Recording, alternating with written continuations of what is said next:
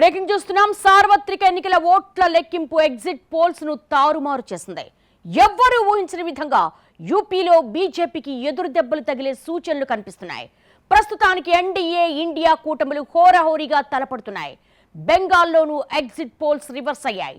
పంజాబ్, తమిళనాడులో ఎన్డీఏ ఖాతా తెరవలేదు. ఏపీ, ఒడిశాలో మాత్రమే ఎన్డీఏకు మంచి విజయాలు దక్కాయి. ఉత్తరాదిలోనూ బీజేపీకి అనుకున్నన్ని సీట్లు వచ్చేలా లేవు.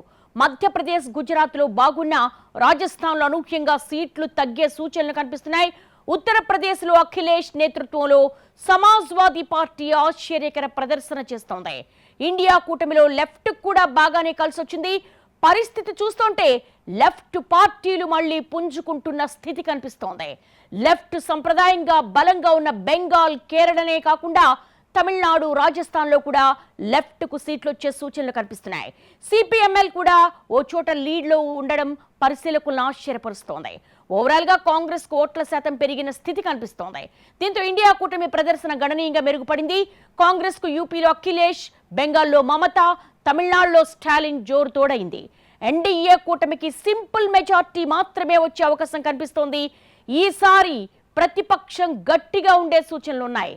ప్రస్తుతానికి రెండు కూటముల మధ్య 70 నుంచి 80 సీట్ల తేడానే ఉంది.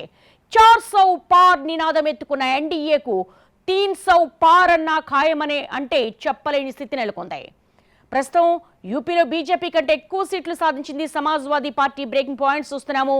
సార్వత్రిక ఎన్నికల ఓట్ల లెక్కింపుకు వచ్చేసరికి ఎగ్జిట్ పోల్స్ అని కూడా తారుమారైపోయాయి. ఎవరు ఊహించని విధంగా యూపీలో బీజేపీకి ఎదురు దెబ్బలు తగిలే సూచనలు కనిపిస్తున్నాయి.